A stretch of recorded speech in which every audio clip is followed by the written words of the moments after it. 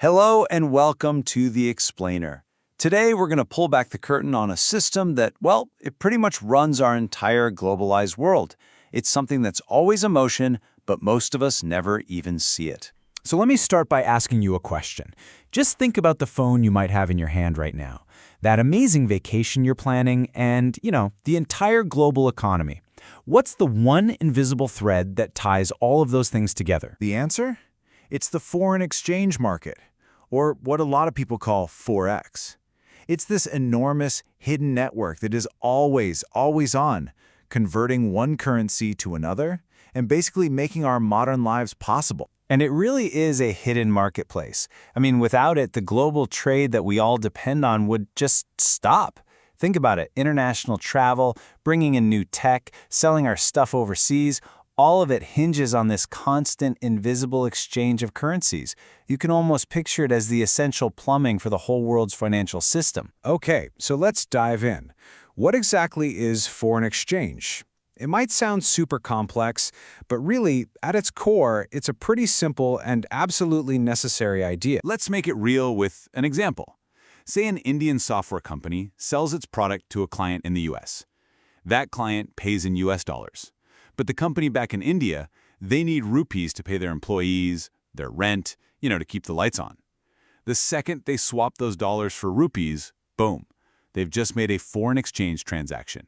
It's really that fundamental. Now, the official definition is a little bit broader. According to India's Foreign Exchange Management Act, it's not just about the physical cash. It also includes things like deposits, credits, and balances. Basically, if it's a financial claim that gets paid out in another country's money, it's all part of the foreign exchange system. So at the heart of all of this is the exchange rate.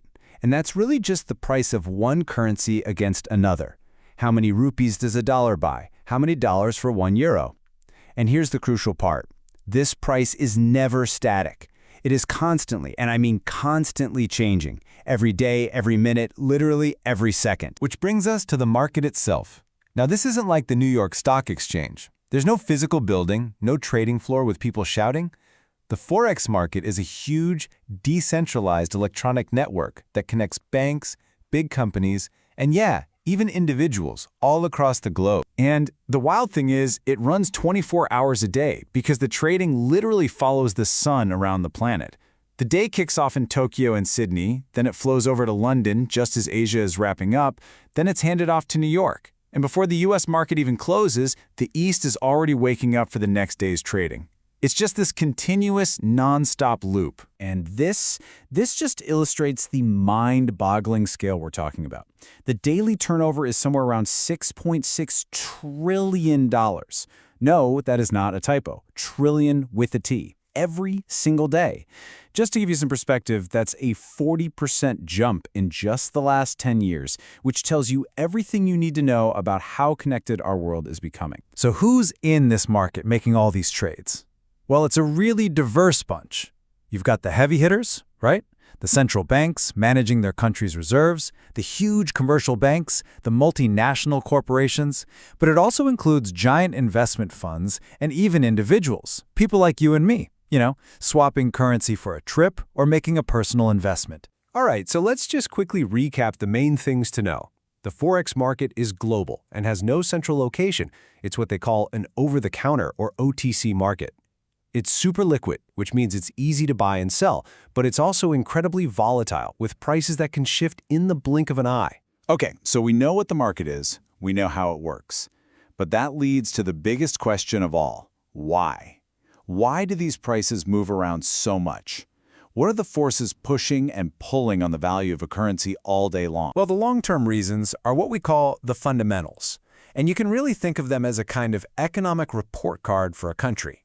A nation with a strong economy, high growth, and political stability, that's usually going to mean a stronger currency. If it's exporting more than it's importing, a surplus, that also tends to push the currency's value up. Now, interest rates. This is where it gets really fascinating, because they're kind of a double-edged sword. In the short run, high interest rates are like a magnet for foreign money. Investors want those better returns, so they buy the currency, and that makes it stronger.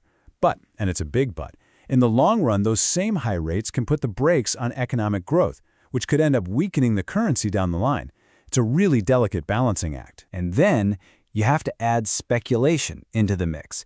You've got traders betting on which way a currency is going to go, and their actions can have a massive effect. If enough traders think a currency is going to drop, they all start selling it, and, well, that can become a self-fulfilling prophecy. But speculation isn't just chaos.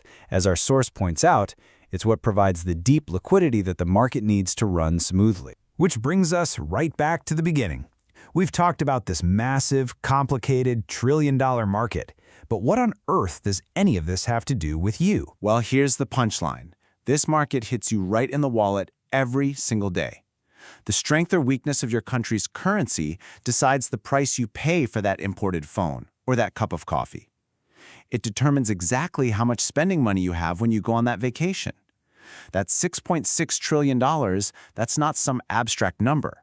It's directly tied to the money in your pocket. This incredible global engine never, ever stops. It's a living reflection of our economies, our policies, and our bets on the future.